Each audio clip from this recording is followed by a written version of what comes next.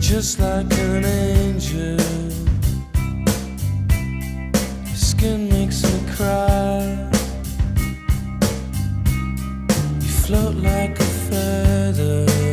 Good evening. My name is Norman Maslov, and it's been 4 weeks since my last whack-a-mole. This is whack-a-mole, I think, number 195, where I randomly pull 5 albums from my collection and share them with you.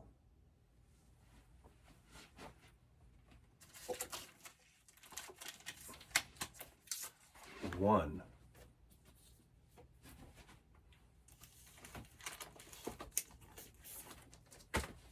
Two.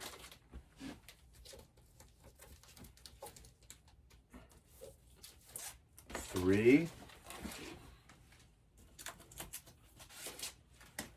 Four.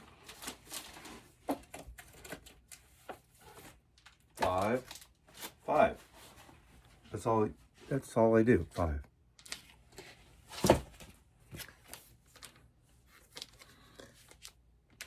Yuda's Yummy Hamburgers and Hot Dogs. Now this is a killer record. This is Dr. John's Gumbo. This is Gumbo, Grigori Graba, the New Orleans Mac Rebenek piano player. Right Place, Wrong Time is the one after this, I believe. But this is an incredible record. This happens to be an Analog Productions version. Now, I do have an original. I got this because of my late friend. This is from the Coleman collection. And it's very good, but my original is very good too. Do I need them both? Who knows? But look at this guy. I've seen Mac Rebenek, Dr. John, many times, going back even before The Last Waltz live, the New Orleans sound. I have a lot of his albums, a lot of his vinyl records as well. Let's see, what songs are on here? Of course, Iko Iko. Iko Iko was, this is the first time I heard Iko Iko. That's a cover of him doing it. Very New Orleans, very, just kind of, I can't even, what the word is, I can't describe it. Junko Partner, Stackerly, which is basically Staggerly as well. So many people have covered that song, but this is such a good album.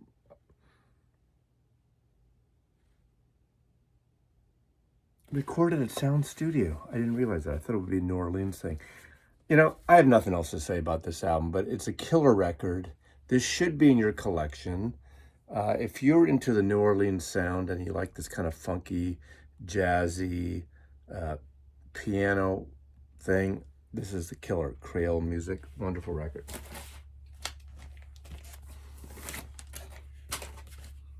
Where spirits having flown, the Bee Gees. This is a promo I got. I had a friend who worked at Polygram, and I would get all the RSO promos, like post-Saturday night fever records of the Bee Gees. And this is a really great record. This is an upbeat, dance, funky record. I love the opening of this. The song Tragedy has a killer opening. It's a great opening track. It's one of those classic, great opening tracks. It's in your face, it's upbeat, it's danceable, it's powerful. It almost sounds like it comes out with a gunshot at the beginning of that and just explodes in it. Too Much Heaven, great ballad. I mean, I like the Bee Gees. I like probably my favorite period is the early 67, 68, the late 60s, psychedelic pop Bee Gees. But I love that they reinvented themselves and became bigger than ever. But they were big in 67, 68, Holiday, New York Mining Disaster. But this period is great. The only time I saw them was the 1978 tour, the post-Saturday Night Fever tour, and they were incredible. Big band, loud, bombastic stuff. How can you not like the Bee Gees? And if you do, you're very un-Mancunian or Australian or discoian. The Bee Gees. This is what, 78 or so? 79, 79. All right. This is a really great album. I've pontificated many times on my love of the music of Rufus Wainwright. Rufus Wainwright has this beautiful tenor voice, almost like pitch perfect. The son of Loudon Wainwright III, who in the 70s had a series of really kind of great, quirky, folky, folk rock, but on the folk side, albums. Not a lot of hits, but he got a lot of radio play at the time. And unfortunately, the only kind of song that seemed to get a lot of radio play, at least in the FM world, was a quirky, almost like a novelty song, which was called Dead Skunk in the Middle of the Road. But his son, Rufus, he was married to one of the Wainwrights. Well, Martha Wainwright, the sister of Rufus, put out, I have one of her CDs only, but Rufus made a lot of great kind of semi-folky records. Poses is one of my favorite records. He did that really great family record of folk music, Folkocracy, that was it 2 years ago, was my favorite album of the year. And this is Want One. There are 2 volumes. There's Want One and Want Two. I only have one on vinyl. It's the music on vinyl release. And it's really kind of a beautiful, it's hard to describe the genre because it's not folk music anymore. And it's, you want to almost say ingenue, but for a man, of course, he did an infamous concert at Carnegie Hall dressing up and covering the entire Judy Garland at Carnegie Hall concert. But an amazing voice, an amazing artist in his own right. What a beautiful cover. How heroic is that cover, right? Look at that. In Knight and Armor, Want One. I need to find the Music on Vinyl Volume 2 because this is really a good sounding record. Again, this was originally a CD, so the vinyls is over 2 LPs. What year did this come out? 2003. So this is already 22 years old. It's amazing that it's been 22 years. But Poses, again, one of my favorite with, was it Coffee and Cigarettes? Coffee and Chocolate, Chocolate and Coffee and Cigarettes, Chocolate and Cigarettes. You're going to tell me I missed that, but a wonderful record. What else can I say about him? The whole family is such a musical family. It's kind of in that vein of the Roaches that had that classic first album on Warner Brothers Records. But of course, McGarrigle sisters. His mother was Kate McGarrigle, I believe. And that the first or second record, the McGarrigle sister records on Warner Brothers, is great. It's in English and French, and it's just a wonderful record. I think Joe Boyd might have produced that as well. So a lot to unpack here.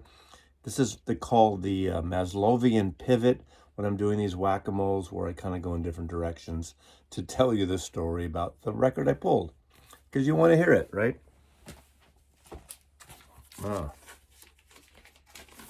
This is a great record. The Gospel Soul of Sam Cooke and the Soul Stirrers. I think Sam Cooke is probably has the best voice in soul music. Obviously, what a great soul singer. And but before the secular stuff, there's a clip on YouTube that just happened to come up the other day, so it's a coincidence I'm showing this, that Dick Clark on American Bandstand is showing him and talks about him doing spiritual music beforehand. And this is the gospel spiritual with the soul stirrers. And Dick Clark asks him, why did he kind of evolve, or why did he go into this popular soul music and from the spiritual side? And he said, for the money. I wanted to live. I wanted to make money. And Dick Clark responds something like, that's an honest answer. And it's true. Obviously, you can make so much in the church, but he's got that wonderful gospel DNA, and it kind of really kind of stuck with him over the years of the songs he wrote. Wonderful, Wonderful World, all the beautiful songs. But what a great, great voice. 12 magnificent performances featuring the irreplaceable Sam Cooke. These are original recordings. So this specific album was released after he got known in the secular world. but it's a wonderful record. This was on Specialty Records. That's the label that Little Richard was originally signed to as well. But Volume 1, fantastic record, fantastic music. Jesus washed away my troubles. Jesus I'll never forget. Very spiritual thing. I love this kind of spiritual gospel music that's got really this kind of the original soul music. Beautiful record. And lastly, okay, this is a Sundazed Modern Harmonic, which is a division of Sundazed. The label Sundazed was Bill Irwin's, I think it was Bill Irwin, who had worked as an A&R producer at Columbia Records for years. And Sundazed has done, they're still around, but he's retired. Did a lot of reissues, a lot of Columbia stuff. Bob Dylan, Mono Records, Donovan Records, Super Session, so many records. And he did the Moby Grape records. And I could tell you the whole story about that, but because of the late Matthew Katz, who managed It's a Beautiful Day in Moby Grape, held on to their name. So when Sundazed, about 14 years ago, tried to reissue those wonderful first 3-4 Moby Grape records, he got sued and shut down because Matthew Katz owned the name. The fucker, man. But I digress. But this is a connection here. Modern Harmonic was considered sort of the experimental label / partner label of Sundazed. They've done Sun Ra records, electronic records, soundtracks, and they put out this. And this is And or Again. Alexander Spence, otherwise known as Skip Spence, from the Jefferson Airplane, then Moby Grape. He went a little nutso. He kind of had the you can compare it to the Sid Barrett syndrome of schizophrenia, of too much acid casualty. But he made this album. He kind of went in the studio and just did this thing that was pieced together. I think was it Rubinson probably produced this, I'm thinking, who produced those the albums by Moby Grape. But this in 2018, I guess, put this out. These are recordings from 1968, and it's kind of folk music, but very disjointed, very obtuse, very damaged, but it had a cult following. Now, original copies of this, I don't have an original. I did, and I can't believe I got rid of it. But originals of this go for 200 plus from Columbia Records.